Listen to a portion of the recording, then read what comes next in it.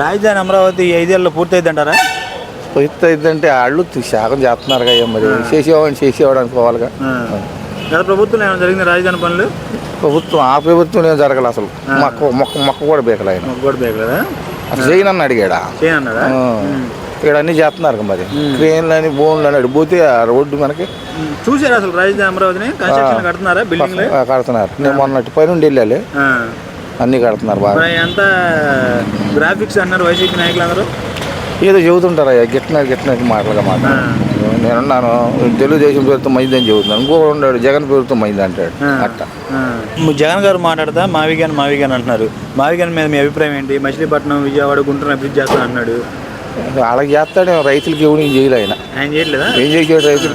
రైతుల పరంగా మీకు గత వైసీపీ ప్రభుత్వం ఎక్కువ న్యాయం చేసింది, ఈ ప్రభుత్వం ఎక్కువ న్యాయం చేసింది. ధాన్యం కొనుగోలు కానీ, విత్తనాలు ఇవ్వడంలో కానీ, విత్తనాలు ఇవ్వడం కానీ ఏదైనా తెలుగుదేశమే బాగా చేసింది.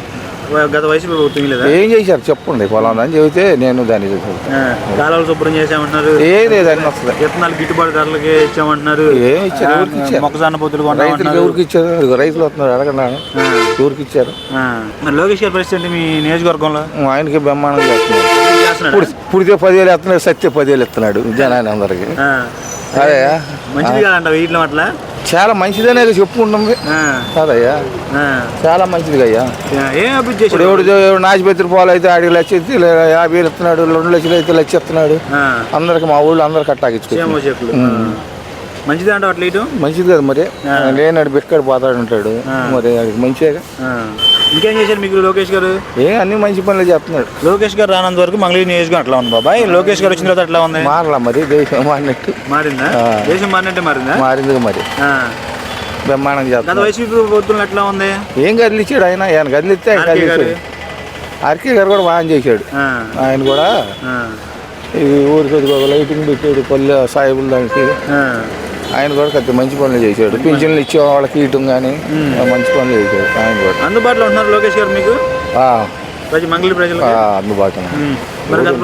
మరి గత ప్రభుత్వ నాయకులు మాట్లాడుతూ లోకేష్ గారు మంగళగిరి ప్రజలకు అందుబాటులో ఉండట్లేదు, ప్రభుత్వ సొమ్ము పెట్టి విదేశాల్లో జలసా చేయడానికి వెళ్తున్నా అన్నారు. ఏం గిట్టిన మాటలుగా చెప్పుకుంటున్నాం అంతే. మరి చేయలేదని అనుకోవడం తప్పు కదా.